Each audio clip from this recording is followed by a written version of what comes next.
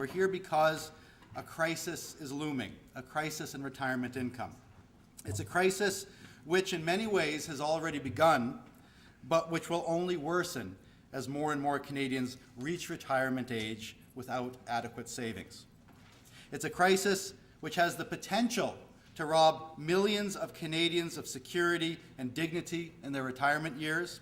It's a crisis that has the potential to hurt the economy as the spending power of seniors shrinks.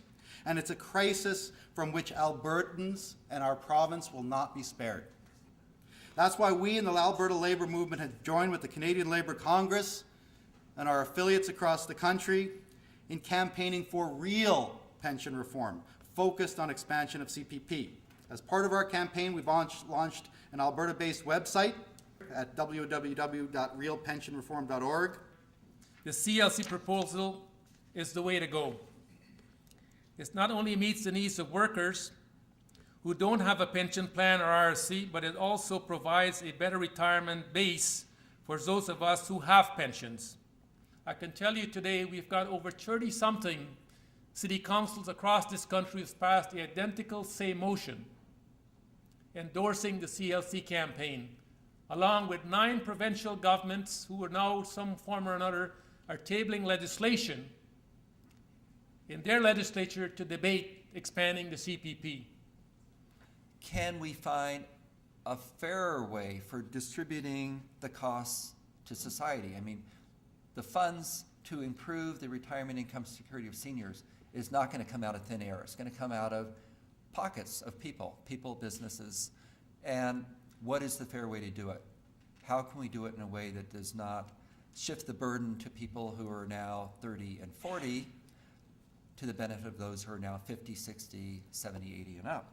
My personal belief from the analysis is that a replacement rate of 45, 50, maybe something above 50% would be appropriate, but also that the yearly maximum pensionable earnings does need to be higher than it is.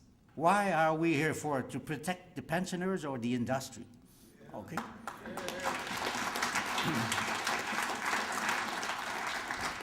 Some people are, earning too much. A lot of people are earning too much. I consider myself, who I used to be a fat cat, it's not my pension plan that made me a fat cat, it's my salary. 66% say they support the Canada Pension Plan expansion.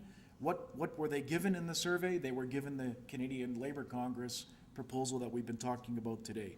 Only 19% were opposed. Our arguments are strong. We as a labor movement are united around this campaign, and we can win this campaign. But Gil and Hassan were absolutely right.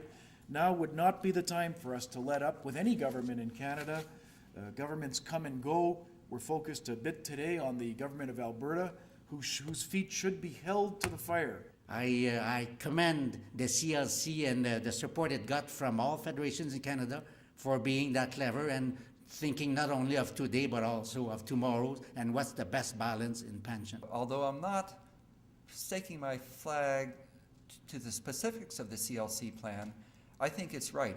The replacement rate should go to something in the upper 40%, maybe 50%, or even somewhere beyond that.